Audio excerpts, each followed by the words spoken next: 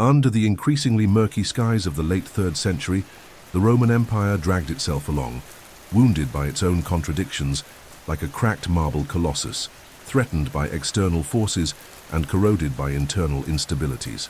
The legions, once disciplined and invincible, no longer marched under the glorious weight of the Pax Romana, but succumbed to the relentless pressure of barbarian peoples at the borders and the insatiable voracity of ephemeral emperors who succeeded each other on the throne like fragile pieces in a cruel and unstable game of power. The Roman world was experiencing not merely a moment of crisis, but the twilight of an era, marked by political convulsions, economic collapses, and a society torn apart by the uncertainty of tomorrow. In the distant provinces, armies no longer submitted unconditionally to the legitimate emperor, but instead elected their own generals as improvised Caesars, in a bloody spectacle of usurpations and assassinations. Between the years 235 and 284 after Christ, more than 20 emperors alternated on the throne, many of them razed to the purple by the sword and struck down by the very blades that had led them to power. This period, which modern historians call the crisis of the 3rd century, plunged the empire into an unprecedented military anarchy, where supreme power no longer emanated from senatorial tradition, nor from divine will, but from the brutal and immediate force of the legions. While the armies waged internal wars, the once well-guarded frontiers became porous and vulnerable. To the north, Germanic peoples, organized into increasingly aggressive confederations, crossed the limes and plundered once prosperous cities, spreading terror across the provinces of Gaul and Pannonia. To the east, the resurgence of the Sassanid Empire, under the energetic leadership of Shapur I, imposed upon the Roman world humiliations that seemed inconceivable. In 260 after Christ, Emperor Valerian was captured in battle and exhibited as a living trophy, in a spectacle of degradation that symbolized, like few episodes, the fragility and decay of Roman power. Within the empire, the crisis was no less devastating.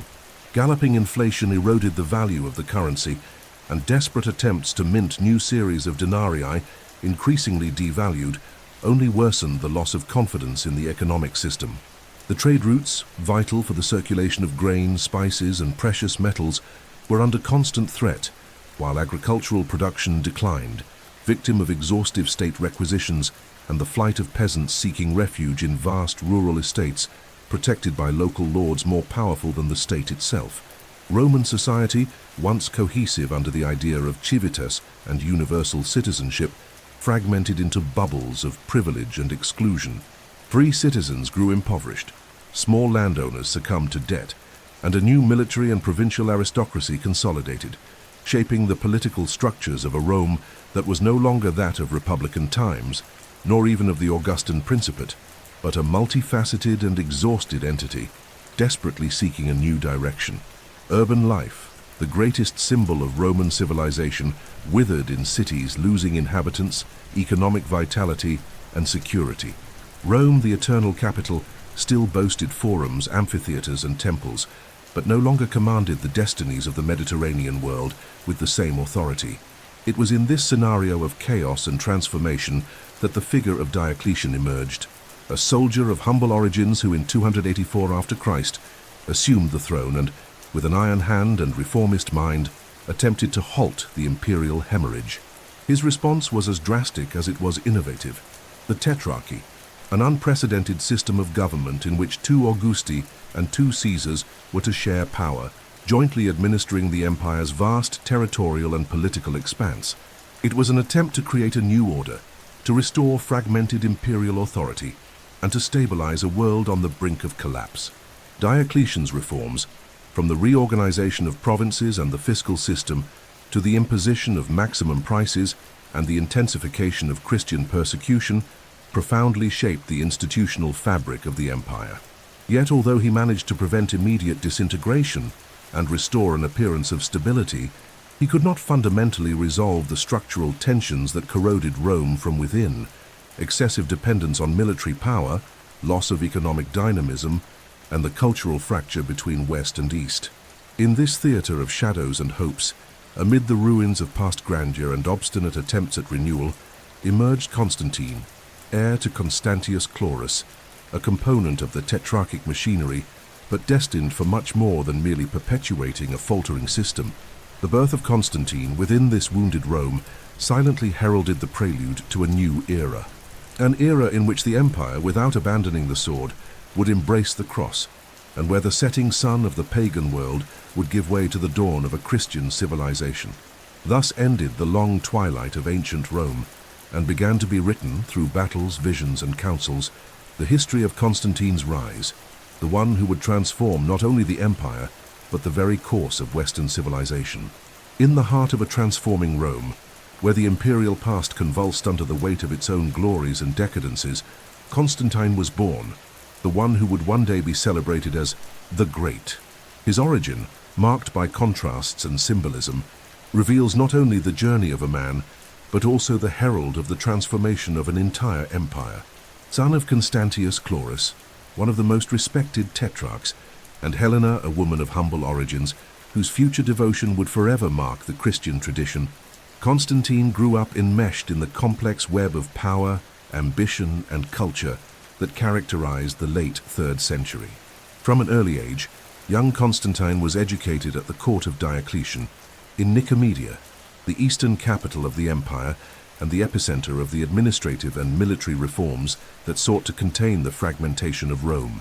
There, under the watchful eyes of the august Diocletian and his colleague Galerius, Constantine learned not only the art of war, but also the politics of survival, a subtle and ruthless game of alliances, doubtful loyalties, and silent betrayals.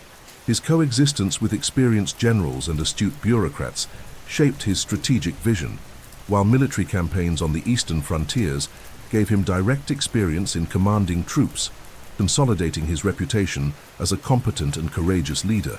Yet despite his privileged position, Constantine was also a prisoner of tetrarchic politics. Galerius, wary of the young man's growing popularity, kept him under strict surveillance, preventing him from approaching his father and delaying his rise. The letters exchanged between Constantine and Constantius Chlorus, though filled with affection, were mediated by distance and uncertainty, as the son watched from the relative safety of the court, his father fighting in the western provinces, defending the empire against barbarian incursions along the frontiers of Britain and Gaul. Destiny, however, would conspire in Constantine's favor. In 306 after Christ, Constantius Chlorus suddenly died in Eboracum, modern-day York, after leading a successful military campaign against the Picts in Britain. In the face of the soldiers' grief and the unwavering respect they held for their fallen commander, the troops gathered in the field acclaimed Constantine as Augustus, openly challenging the order established by the Tetrarchy, which mandated a rigid succession scheme determined by the College of Emperors. Thus, without official sanction, but with the fervent support of the legions, Constantine donned the imperial purple, assuming his father's mantle, and declaring himself lord of the provinces of Britain, Gaul, and Hispania. This moment, laden with symbolism, was not merely the ascension of a new emperor, but the first step in a journey that would forever alter the course of Roman civilization. Now aware of his strength, Constantine embarked on a skillful policy of alliances and accommodations. He formally recognized the authority of the other tetrarchs, but in practice maintained absolute control over the West. Upon returning to the provinces under his command, Constantine was received as a hero. His initial administration proved pragmatic and efficient. He reinforced frontier defenses against barbarian threats, promoted monetary stability, and sought to win the support of local elites by offering them security and fiscal benefits. His image as an undefeated soldier and just administrator quickly consolidated, expanding his support base and strengthening his position against the other claimants to the throne. At the same time, Constantine began, still discreetly, his approach to the Christians, a group hitherto persecuted but increasingly numerous and influential, especially in the cities of the East. Although at this early stage he did not publicly assume any religious commitment, his tolerance contrasted with the repressive policies of some of his rivals, signaling a willingness to reinterpret the relationship between imperial power and the new spiritual forces fermenting within the empire. Meanwhile, the other tetrarchs grew restless. Galerius, now senior Augustus, hesitated to accept Constantine's rise, but, pressured by military and political realities, eventually granted him the title of Caesar in an attempt at accommodation that did little to contain the escalating ambitions and rivalries. The precarious peace established at that moment was, in truth, merely the calm before the storm. Thus concluded the first great chapter of Constantine's journey, from a son observed from a distance to a figure acclaimed by the army and transformed into a political presence of imperial stature. His ascent was not merely the product of circumstance, but also of his strategic talent, his ability to read the signs of the times and his determination to act where others hesitated. From that moment on, Constantine was no longer merely the heir of a tetrarch. He was the architect of a new empire, whose foundations would be built both upon the battlefields and upon the altars of the churches that silently were beginning to rise under his protection.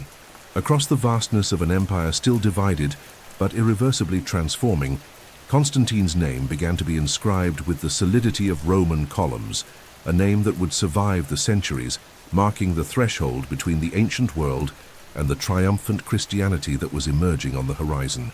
When Constantine assumed control over the western provinces, the fragile edifice of the Tetrarchy, so rigorously and hopefully crafted by Diocletian, began to crumble under the weight of its own contradictions. The system intended to guarantee stability and peaceful succession within the empire proved in practice to be a structure vulnerable to the most primitive human impulses: ambition, fear, and an insatiable thirst for power. The carefully established alliances between Augusti and Caesars quickly turned into open rivalries, and the empire once again plunged into the familiar and tragic dynamic of civil wars. In the east, Galerius, one of the remaining architects of the Tetrarchy, watched Constantine's meteoric rise with suspicion. His reluctant acceptance of the young man as Caesar did little to conceal his resentment and fear that this son of Constantius Chlorus might soon lay claim to total authority over the empire. Meanwhile, in the heart of Italy, in Rome, a new player emerged on the imperial chessboard: Maxentius, son of Maximian, former Augustus and one of the Tetrarchy's pillars, who, taking advantage of the power vacuum and senatorial discontent, proclaimed himself emperor in 306 after Christ, openly defying the legitimacy of the official tetrarchs. The usurper Maxentius established himself in the Eternal City, surrounding himself with supporters from among the remnants of the old senatorial establishment, consolidating an administration that, although marked by corruption and clientelism, offered the city of Rome an autonomy it had not known for a long time. His presence, however, represented a direct threat both to Constantine in the west and to the eastern tetrarchs.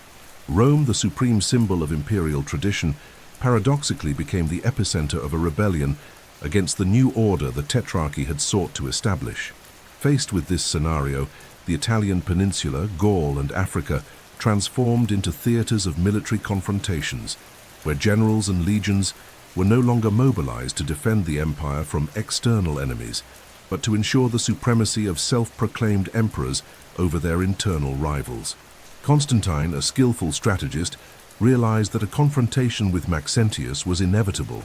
Yet instead of rushing, he first consolidated his position in the provinces under his control, strengthening defenses, securing troop loyalty, and wisely managing the complex relations with local elites. Meanwhile, the figure of Maximian, the old Augustus and father of Maxentius, unexpectedly returned to the political scene in a desperate attempt to reclaim the power he had relinquished years before under Diocletian's aegis. His attempt to usurp the authority of his son-in-law and later Constantine ended in tragic and humiliating failure. Captured and forced to commit suicide, Maximian became yet another victim of the maelstrom he himself had helped create. His death, however, only deepened the spiral of instability and violence that characterized this period. As Constantine and Maxentius prepared for the clash that would define the West's destiny, the East was no less turbulent. Licinius and Maximinus Dia fiercely contested hegemony over the eastern provinces, engaging in bloody battles that consumed men and precious resources. The Tetrarchy, conceived to guarantee order and cohesion within the empire, now revealed itself as a dispersed and anarchic battlefield, where every man armed with a legion believed himself entitled to claim the imperial title. Amid this chaos, Constantine's figure emerged ever clearer and more imposing. Unlike many of his contemporaries, he understood that victory was not solely about military conquests, but also required a symbolic and ideological construction of power. His progressive approach to Christianity, His policy of religious tolerance and the careful crafting of his image as a just and providential leader contrasted with the disordered brutality of his rivals. Thus, while swords clashed and standards rose beneath the uncertain skies of the fragmented empire, Constantine prepared, with patience and cunning, for the decisive confrontation. The struggle for power, therefore, was not merely a clash of armies, but the visible manifestation of a profound transformation in the political, social, and spiritual structures of Rome. On one side, the remnants of a pagan order, upheld by traditional military practices and senatorial authority. On the other, the emergence of a new paradigm in which Christianity was beginning to take shape as a political and cultural force, with the potential to redefine the very foundations of imperial power. In this context, Constantine's march toward the heart of Italy, and more precisely toward Rome, guarded by Maxentius and his army, assumed not merely military contours, but epic and foundational ones. The collapse of the Tetrarchy was more than a political failure. It was the expression that the old empire could no longer be governed by the patterns of the past. A new vision was needed, a new leader capable of uniting, under a single banner, the scattered fragments of a Rome in crisis. And so it was that, as he advanced toward the Milvian Bridge, Constantine was not merely marching to face a rival, but walking toward his destiny, tracing the outlines of a new era that would soon reveal itself to the world, an era marked by the victory of a new faith and the refounding of an empire. The dawn of October 28, 312 after Christ, rose over the hills surrounding Rome, laden with omens and a tense silence, as if the very gods, pagan or Christian, were holding their breath, awaiting the outcome of what would become one of the most decisive confrontations in the history of Western civilization, the Battle of the Milvian Bridge. On one side, Maxentius, the usurper enthroned in the Eternal City, supported by a battle-hardened Praetorian Guard and legions whose loyalty had been secured more by the promise of stability than by patriotic fervor. On the other, Constantine, an undefeated general, commander of men forged through years of campaigns in Gaul and Britain, now leading his army to the threshold of a victory that would seal not only his personal destiny, but also the course of the Roman Empire itself. On the eve of the battle, according to the tradition that has crossed the centuries, Constantine experienced a supernatural event that would forever change his life and the history of the West. While contemplating the sky at dusk, he saw a luminous sign, a cross formed by light accompanied by the inscription, "In hoc signo vinces." By this sign, you shall conquer. That night, the vision reportedly returned in a dream, with Christ commanding him to adopt this symbol on his standards. Thus was born the labarum, a vexillum adorned with the Greek letters Ik and R, the Christogram, that would henceforth accompany Constantine's troops, giving the army not only a new emblem, but a spiritual identity intertwined with the military and political destiny of its commander. When Constantine's legions advanced towards Rome, Maxentius's army, confident in the city's natural fortifications and in the prophecies of the haruspices that promised him victory, chose not to remain entrenched behind the walls, but to face his rival in open field, by the banks of the Tiber River near the Milvian Bridge, the main northern access route to the city. It was a fateful decision that many historians believe sealed Maxentius's fate even before the first gladius was drawn. The battlefield stretched between the Tiber and the hills, with the bridge as a strategic passage, but also a potential trap. Maxentius ordered the bridge to be partially dismantled, erecting a floating structure to guarantee retreat if necessary. The maneuver, intended to ensure an orderly withdrawal, ultimately became a deadly trap for his own soldiers. Constantine's army, though numerically inferior, compensated with discipline, high morale and, according to accounts, a mystical confidence fueled by the vision of the labarum and the newly adopted faith of their commander. The battle began with the traditional exchange of projectiles, javelins, arrows, slings, as the legions took their positions. Soon the clash between the infantry erupted, with the characteristic fury of Roman civil wars, where men spoke the same language, employed the same tactics, and wielded the same weapons, yet slaughtered one another with a ferocity magnified by political rivalry. Constantine's tactical advantage quickly became evident. Using skilled cavalry maneuvers and exploiting the enemy's hesitation, he managed to destabilize Maxentius's lines, who, under pressure, attempted to retreat towards the improvised bridge. It was then that tragedy befell the Roman troops. The floating structure collapsed under the disordered weight of fleeing soldiers, casting hundreds into the river, where they drowned or were crushed by the chaos.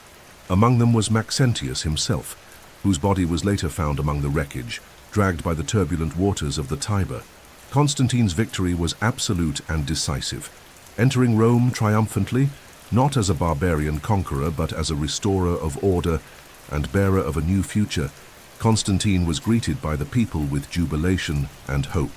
He ordered Maxentius's body cast into the river, denying him imperial funeral rites, and dissolved the Praetorian Guard, the very force that for centuries had determined the fate of Roman emperors, now symbolically extinguished by the man who presented himself as the new master of the empire. The Battle of the Milvian Bridge was not merely a military triumph, it was the legitimization of a new paradigm. By attributing his victory to the Christian God and the symbol of the cross, Constantine not only sealed his political hegemony, but also conferred upon Christianity a new level of respectability and influence, laying the foundations for the religious transformation of the empire. The triumph was immortalized in monuments such as the Arch of Constantine, erected in Rome to celebrate the victory, combining classical elements of imperial art with discreet but unmistakable references to the divine protection the emperor invoked. Thus, on the banks of the Tiber, under the silent gaze of the Roman hills, and the judgment of the ancestral deities who, for the last time, watched as Rome's fate was decided under the aegis of another pantheon, the destiny of the empire was irrevocably altered.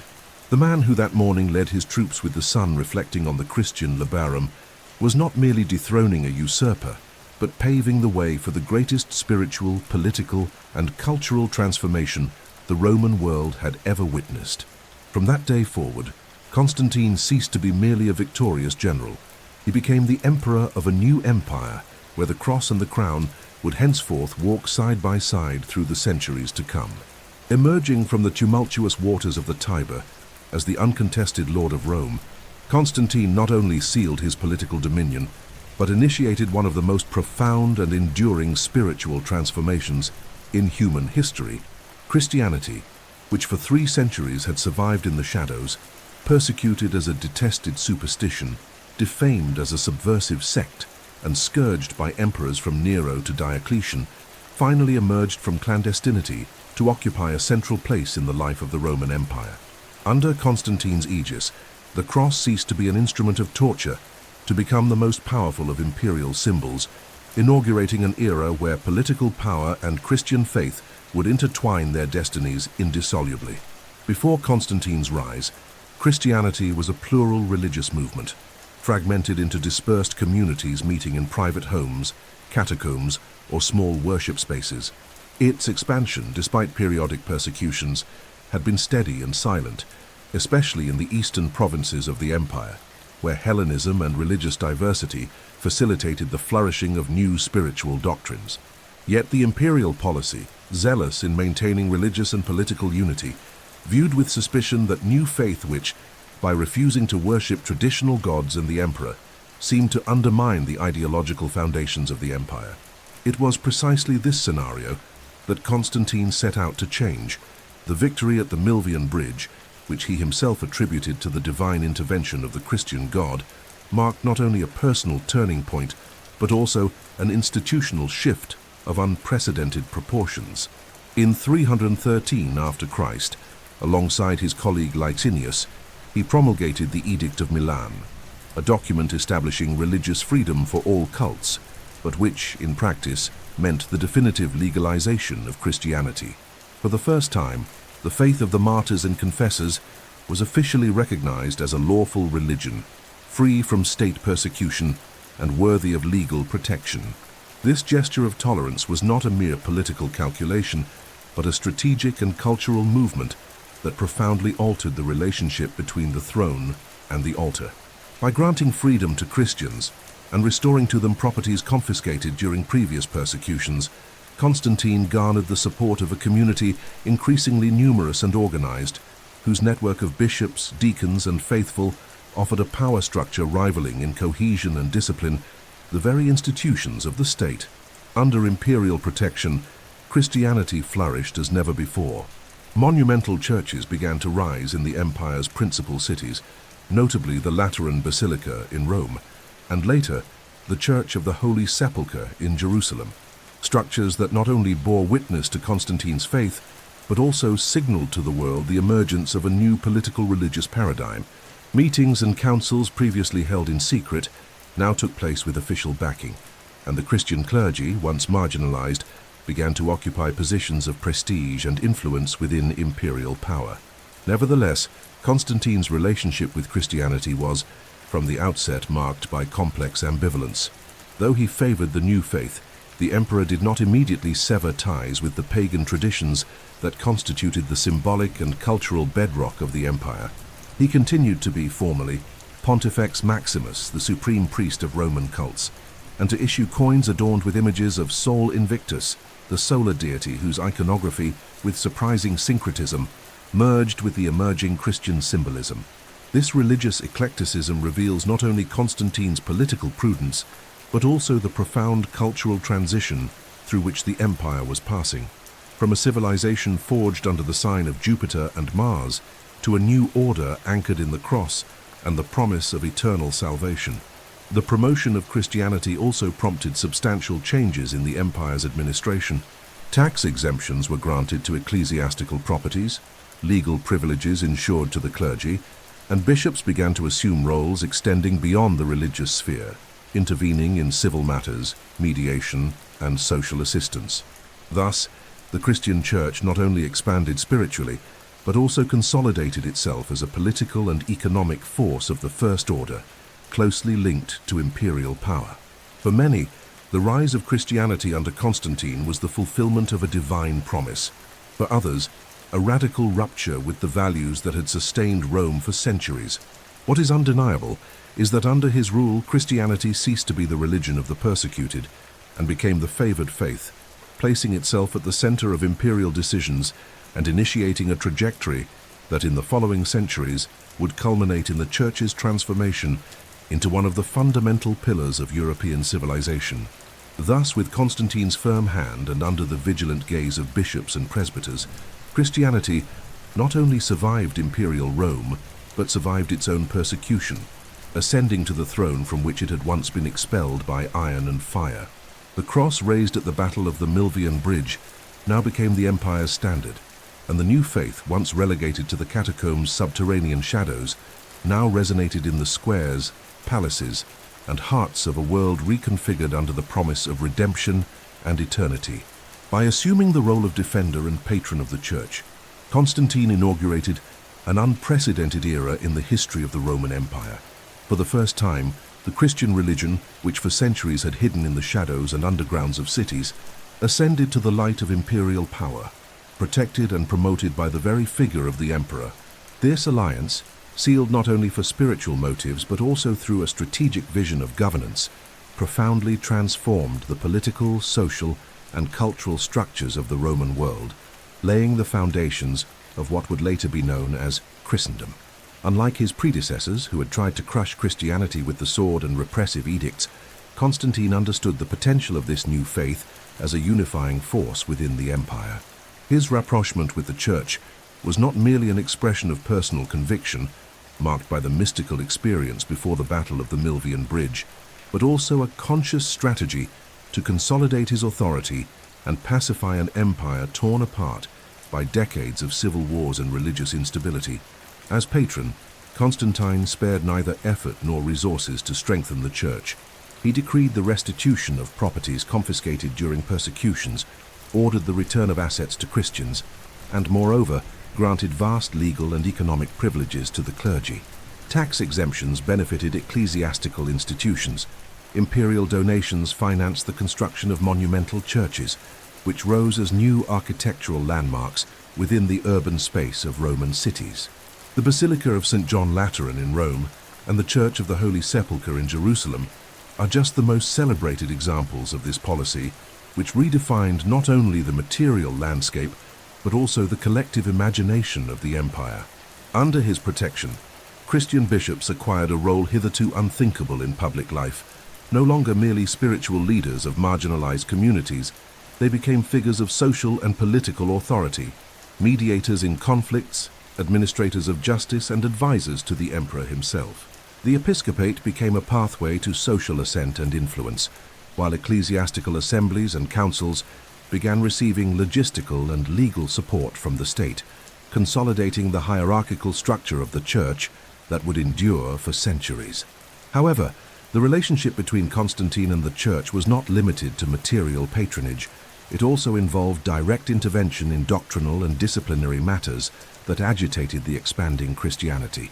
Aware of internal dissensions threatening the unity of the new faith, such as the Donatist schism in Africa and the theological disputes that would culminate in the Arian controversy, Constantine found himself compelled to intervene as arbiter and promoter of religious unity. It was under his convocation and with imperial logistical support that the first ecumenical synods occurred, such as the Council of Arles, 314 after Christ, and later the celebrated Council of Nicaea. In this new role as defender of the faith, Constantine projected himself as a messianic figure, sent not only to restore peace and order to the Roman world, but also to guarantee the orthodoxy and unity of the Church of Christ. His image was carefully constructed and disseminated by ecclesiastical chroniclers like Eusebius of Caesarea, who portrayed him as the emperor chosen by God, the 13th apostle, and the new Moses, who, leading the Christian people, crossed the desert of persecutions toward the promised land of religious freedom. Yet this symbiosis between throne and altar did not occur without tensions and ambiguities. Although Constantine favored Christianity, he did not impose its practice coercively, nor did he officially prohibit traditional cults. Paganism continued to be tolerated, and temples dedicated to ancient gods still functioned in various parts of the empire. This policy of transition, marked by pragmatism and gradualism, allowed the religious change to proceed not through violent rupture, but over the course of decades, paving the way for the later official Christianization of the empire under Theodosius at the end of the 4th century. The title of Defender of the Faith assumed by Constantine radically transformed the nature of imperial power. If, in the times of Augustus and Trajan, the emperor was above all the symbol of Roman continuity and glory, under Constantine he also became the guardian of revealed truth and the protector of the Church of Christ. This new conception of power, deeply marked by its religious dimension, would shape not only the governance of his successors, but the entire political and spiritual development of medieval and modern Europe. Thus, by assuming the role of patron and defender of the Church, Constantine not only consolidated his authority over the fragmented empire, but also inaugurated a new era, in which imperium and fides would intertwine as never before. The emperor who had marched under the sign of the cross now became the architect of an order in which the Church, once persecuted, would rise as partner and ally of imperial power, forever transforming the face of the Rome he governed, and of the civilization that inherited its foundations. In the spring of 325 after Christ, as the Roman legions guarded the frontiers and the empire breathed the restored peace after decades of civil wars, a new battle, silent and intellectual, erupted within the heart of the Christian Church, no longer waged with swords or spears, but with words, doctrines, and anathemas. Perceiving the destructive potential of this internal division, Constantine convened for the first time in history a universal council, the assembly of bishops that would become known as the Council of Nicaea. With this gesture, the emperor not only intervened in a theological dispute, but sealed the role of the state as arbiter and protector of the dogmatic unity of Christendom, establishing a precedent that would echo for millennia. The scenario that motivated the council's convocation was the intense Arian controversy, led by the presbyter Arius of Alexandria, who preached that Christ, although the Son of God, did not share the same divine substance as the Father, but had been created by him, and therefore was not co-eternal. This doctrine, seemingly technical, ignited passions and provoked profound divisions among Christian communities, threatening the newly achieved unity of the Church and, by extension, the political stability of the empire that Constantine so diligently sought to preserve. The emperor, though newly converted and still in the process of understanding the subtleties of Christian theology, astutely realized that a divided church would weaken the new spiritual foundation he himself was beginning to construct for the empire. Thus, he decided to gather under his authority all the bishops of the Roman world in an unprecedented assembly meant to restore concord and officially define the contours of Christian orthodoxy. In Nicaea, in Bithynia, a city chosen for its strategic location and the possibility of maintaining the event under close imperial supervision, more than 300 bishops gathered, coming from the most diverse provinces of the empire, from Hispania to Syria, from Africa to Armenia. It was the first time that representatives of all local churches sat at the same table to deliberate on the dogmas that should govern the common faith. Constantine himself, clad in imperial purple, presided over the assembly's opening, a symbolic gesture that demonstrated the new relationship between the throne and the church, the emperor as patron, but also as arbiter and guardian of Christian unity. The debates, conducted with fervor and erudition, exposed the deep divergences regarding the nature of Christ, the meaning of the Incarnation, and the relationship between the Father and the Son. On one side, Arius's followers defended the subordination of the Son to the Father. On the other, the supporters of Athanasius, a young deacon from Alexandria, vehemently upheld consubstantiality, the doctrine that the Son is of the same substance, homoousios, as the Father, being equally eternal and divine. After weeks of heated discussions, where theological arguments mingled with political interests and personal rivalries, Athanasius's position prevailed, thanks to Constantine's decisive support, who, though initially inclined toward conciliation, understood that dogmatic clarity was essential for the Church's stability and consequently for the empire. Thus, the Council of Nicaea condemned Arianism as heresy, excommunicated Arius, and promulgated the Nicene Creed, a solemn and definitive text affirming the full divinity of Christ, the eternity of the Son, and faith in the consubstantial Trinity. With this act, not only was a doctrine sanctioned, but a new model of relationship between spiritual and temporal power was definitively established. The emperor as guarantor of orthodoxy, the state as an instrument for preserving religious unity, and the church as a partner in the mission to build a cohesive and disciplined society. The Council of Nicaea thus marked not merely the victory of a theological current, but the consecration of the idea that the dogmatic unity of the Church was a necessary condition for the political unity of the empire. Beyond the Christological definition, the Council addressed other fundamental issues: the establishment of the date of Easter, the regulation of ecclesiastical orders, and the drafting of disciplinary canons that would shape the internal life of the Church for centuries.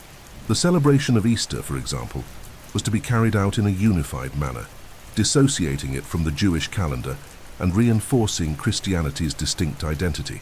Constantine's direct participation in the council, hosting the bishops in his palace, intervening in deliberations, and ensuring the execution of decisions, symbolized the new era inaugurated by his religious policy, an era in which the boundaries between church and state became porous, intertwining in a symbiosis that would profoundly mark the trajectory of the West. Thus, the Council of Nicaea represented more than an ecclesiastical event. It was a founding act of a new civilizational order. The victory of the Nicene Creed established the theological foundations of Christian orthodoxy. Imperial intervention legitimized and institutionalized the Church's role as a partner of political power, and Constantine's figure was consolidated as the archetype of the Christian emperor, not merely Lord of the Legions, but also defender of the faith, legislator of doctrines, and protector of the spiritual unity of the Roman world. Thus, upon concluding the proceedings of Nicaea and returning triumphantly to his capital, Constantine not only pacified a divided church, but sealed a legacy that would transcend his own life, that of an empire renewed under the sign of the cross, where faith and power, dogma and law, would unite to shape the destinies of future generations, defining the contours of a new era that men would come to call Christendom. As he contemplated the serene waters of the Bosphorus, where East and West meet in an embrace of tides and cultures, Constantine envisioned what few before him had perceived: the possibility of founding not merely a city, but a new center for the Roman Empire, a capital that, erected between two continents, could symbolize the continuity of Roman tradition and, at the same time, the birth of a new spiritual and political era. Thus, in 330 after Christ, Constantinople was born, the new Rome, the jewel that would forever reflect the ambition, political genius, and transcendental vision of the one who founded it. The choice of location was neither casual nor merely the product of aesthetic inspiration. Byzantium, the ancient Greek colony situated at the entrance of the Black Sea, offered an unparalleled strategic position. It controlled the most important trade routes between Asia and Europe, was close to the empire's most productive agricultural regions, and above all possessed robust natural defenses, protected by hills and surrounded by waters. For Constantine, this location was the perfect synthesis of military security and economic potential, a bulwark capable of sustaining the empire in times of crisis and projecting its power beyond its ancient frontiers. But Constantinople would be not just a fortress, nor merely a commercial hub. It would be the physical embodiment of the new empire that Constantine wished to bequeath to the world. Thus, he ordered a monumental urbanization campaign, summoning engineers, architects, and artisans from all corners of the empire to transform modest Byzantium into a metropolis worthy of Roman majesty. Forums, aqueducts, palaces, and temples rose swiftly, many adorned with columns, statues, and relics brought from the empire's oldest cities, a symbolic and literal transfer of Rome's legacy to its new seat. At the city's heart, the great imperial palace then stretched over the hills, dominating the horizon and connecting directly to the hippodrome, where crowds would gather to witness chariot races and public spectacles, perpetuating the ancient civic rituals of classical Rome. Beside it, the majestic Hagia Sophia, in its primitive version, foreshadowed the spiritual splendor that centuries later would reach its zenith under Justinian, but already, from Constantine's time, established the city as a center of pilgrimage and devotion.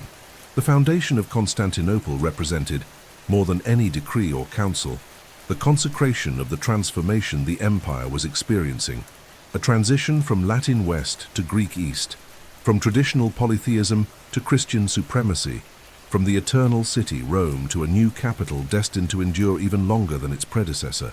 Constantine, by solemnly dedicating the city to the Christian God, not only redefined the physical space of imperial power, but also sanctioned the definitive alliance between the empire and the church, establishing Constantinople as the quintessential Christian city, conceived to be the spiritual beacon of the world. The urbanization policy of the new Rome reflected Constantine's ethos, a calculated respect for the past, expressed in the preservation of Roman symbols and practices, combined with a progressive and strategic vision that pointed to the future. The imperial coinage continued for a time to bear the images of Sol Invictus, but was soon accompanied by Christian icons, while imperial laws increasingly protected and privileged the church. Constantinople thus became not only a political capital, but also a cultural and religious center, where Greek, and no longer Latin, would become the predominant language, foreshadowing the evolution that would later transform the empire into what would be known as Byzantium. The inauguration of Constantinople was celebrated with grand festivities, solemn processions, and ceremonies blending traditional rites with new Christian symbols. Constantine paraded through the city streets, flanked by soldiers and clergy, offering sacrifices but also prayers, a political performance symbolizing the continuity and renewal of the empire under his command. With Constantinople, the empire found a new seat capable of withstanding the challenges of time. While Rome in the west progressively sank into instability and became vulnerable to barbarian invasions, the new Rome rose as a bastion of order, culture, and spirituality, sustaining for more than a millennium the institutions that Constantine had consolidated. The city thus became not merely an architectural work or an administrative capital, but the living monument to the vision of an emperor who, like few in history, knew how to shape the course of his time and project his memory into eternity. Thus, by tracing the boundaries of Constantinople, Constantine not only redrew the empire's map, but inscribed his name in the stone, the marble, and the soul of the city, so that as long as its walls endured, his legacy would never be forgotten. Constantinople was finally the new Rome, not a copy but a rebirth, the perfect synthesis between imperial tradition and the Christian promise that, under Constantine's command, would forever redefine the destinies of both West and East. In Constantine's trajectory, the defender of the faith and architect of the Christian empire, the relationship with the church was at once intimate and complex, marked by grand gestures of protection, but also by ambivalences and contradictions that reveal the limits and tensions of imperial power in the face of spiritual autonomy. On one hand, Constantine promoted and protected the church as never before. On the other, he remained until the end of his life sovereign of an empire that still revered the ancient gods and preserved many of the pagan practices that had sustained Roman order for centuries. Constantine himself, though a fervent defender of Christianity, never formally renounced the title of Pontifex Maximus, the supreme priest of the traditional Roman cult. This gesture, more political than devotional, reflected the prudence of an emperor who, even steering the empire toward the cross, recognized the strength and social penetration of paganism, especially among the senatorial and military aristocracies, deeply rooted in ancestral religious traditions. Thus, while ordering the construction of Christian basilicas and favoring the clergy with exemptions and privileges, he simultaneously allowed pagan temples to continue operating, sacrifices to be performed, and ancient festivals to continue marking the civic calendar. This policy of selective tolerance, in which Christianity ascended without paganism being immediately extinguished, reveals the gradual and strategic nature of the religious transition promoted by Constantine. Far from provoking an abrupt rupture, he sought a delicate balance, preserving the social cohesion of the empire and avoiding the alienation of important sectors of the traditional elites who still viewed the new faith and its spiritual leaders with suspicion. This ambivalence also manifested in Constantine's personal relationship with Christian doctrine. Although he was the church's patron and protector, only on his deathbed in 337 after Christ did he formally accept baptism, a decision that has since generated intense debates among theologians and historians. Some interpret his late conversion as an expression of a sincere spiritual process, respecting the tradition, common among Christians of the time, of postponing baptism until life's final moment when sins could no longer be committed. Others, however, see it as a political calculation, a reflection of his hesitation to definitively break with the pagan heritage and fully assume, in life, a Christian identity.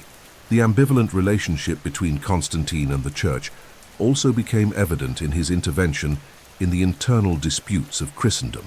Determined to preserve the religious unity of the empire, Constantine did not hesitate to intervene in theological quarrels, convening councils, exiling bishops, and promoting forced reconciliations. His most notable action in this regard was leading the Council of Nicaea, where by supporting the condemnation of Arianism, he imposed a dogmatic vision that, while consolidating Trinitarian orthodoxy, also inaugurated a long tradition of imperial interference in ecclesiastical affairs. For defenders of the Church's autonomy, this imperial intervention was a cause for concern from the outset.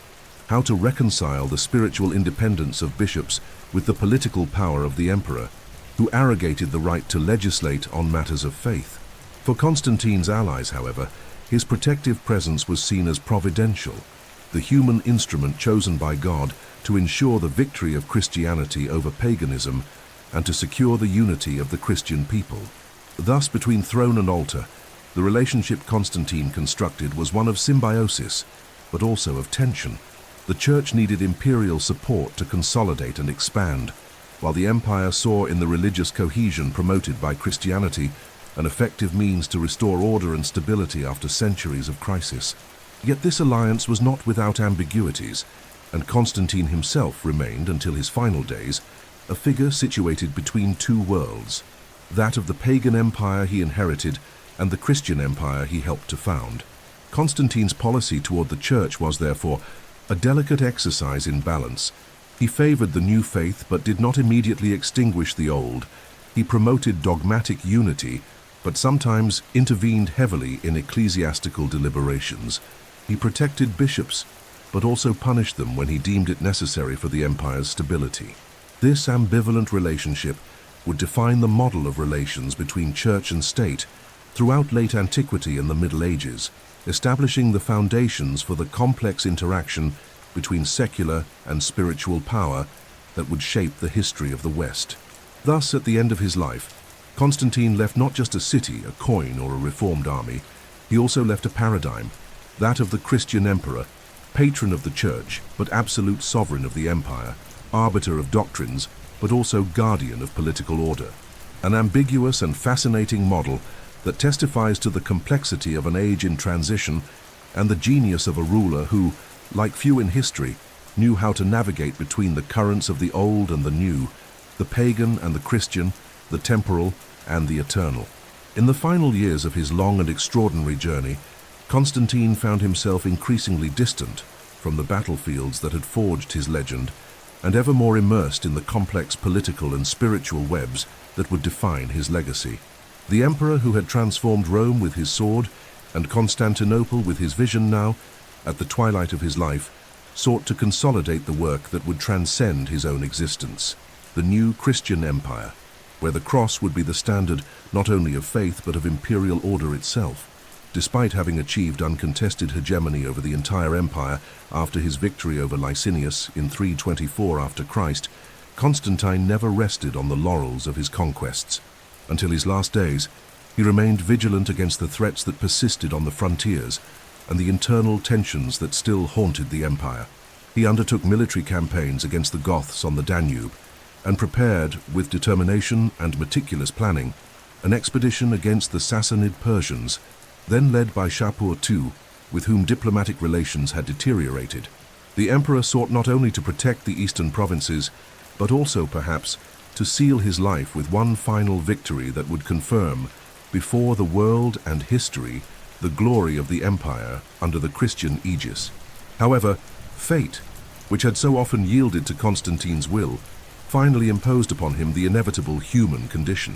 During preparations for the Persian campaign, his health began to falter, consumed by an illness whose nature remains obscure, but that rapidly sapped his strength. Realizing that the end was near, Constantine made a decision that would indelibly mark his biography and the Christian imagination. He sought baptism, a sacrament that, though he had promoted and protected, he had not yet personally received.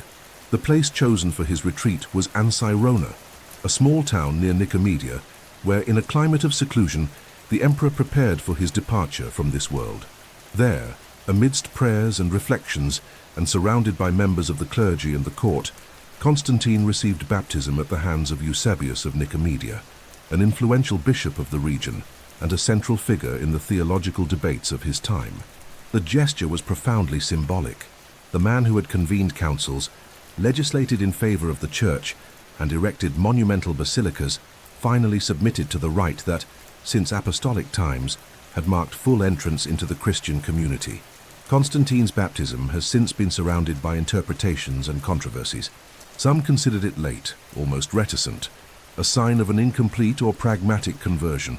Others, however, saw in this final act the purest expression of his faith, reserved for the final moment in accordance with the practice common among many Christians of the time, who feared committing new sins after the sacrament and therefore delayed it until the eve of death. Constantine's death occurred on May 22, 337 after Christ, closing one of the most remarkable and transformative lives in history.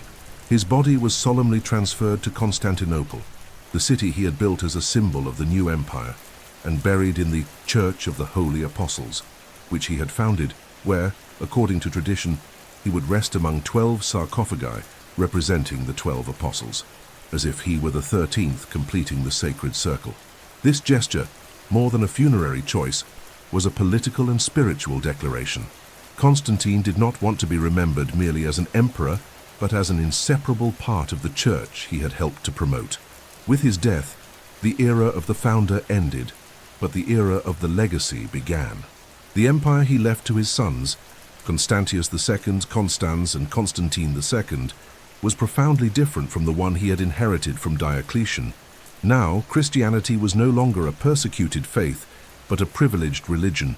Constantinople replaced Rome as the political and spiritual center, and the model of the Christian emperor had been definitively established, shaping the patterns of imperial governance for centuries to come. The figure of Constantine has since inhabited both the annals of history and Christian hagiography, venerated in the East as Saint Constantine, equal to the apostles, and celebrated in the West as the visionary who united the cross with the scepter, forever transforming the face of Roman civilization.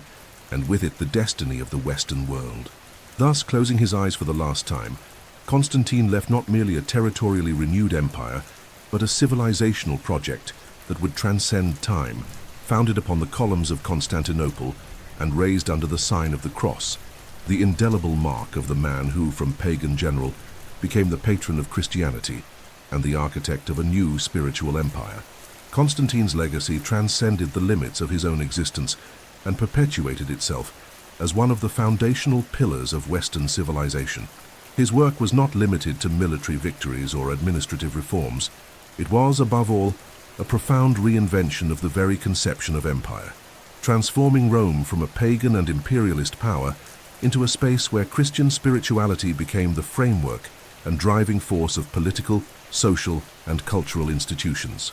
Constantine was the architect of a new world order, in which Christianity, once relegated to the catacombs, ascended to the throne to shape the hearts, laws, and destinies of peoples. The first and most immediate expression of his legacy was the transformation of Christianity into an imperial religion. Although the Edict of Milan formally established only religious freedom, his policy decisively favored Christianity's rise to the status of preeminent religion. Under his protection, the Church consolidated itself as an organized hierarchical structure, endowed with unprecedented legal prerogatives that would, in the following centuries, allow it to survive and even surpass the very empire that had embraced it. The figure of the bishop, already strengthened in Constantine's time, would eventually become the backbone of medieval European societies, perpetuating the symbiosis between faith and power. The model of encaesaropapism, in which the emperor acts as protector and arbiter of the church, initiated by Constantine, became a lasting paradigm in relations between throne and altar.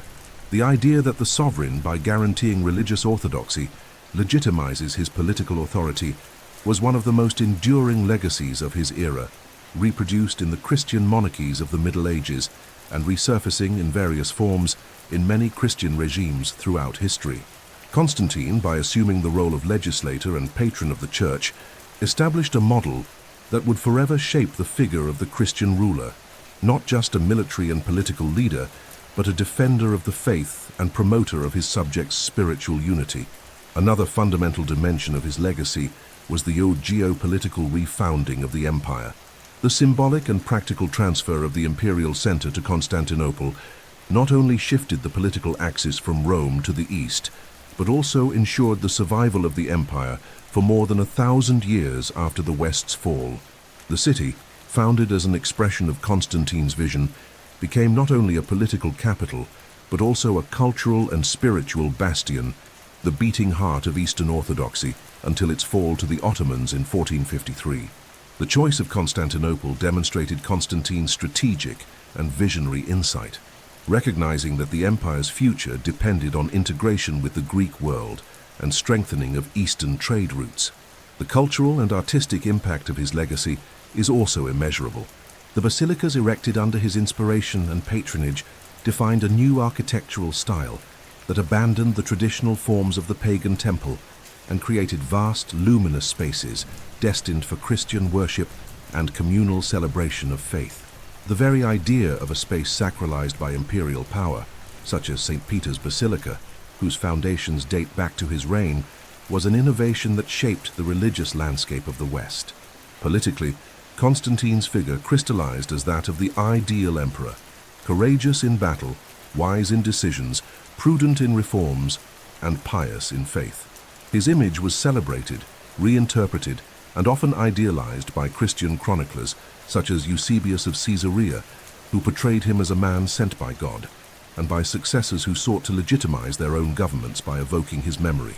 Even within the Byzantine tradition, Constantine was exalted as the prototype of the Christian emperor, and his iconography, perpetuated in coins, mosaics, and stained glass, immortalizing him as the sovereign who united the sword with the gospel. However, his legacy was not free from criticism or ambiguities. Many have pointed to his policy as the beginning of the secularization of the church, subject to the interference of imperial power. Others see him as a pragmatic architect, more motivated by political interests than sincere faith.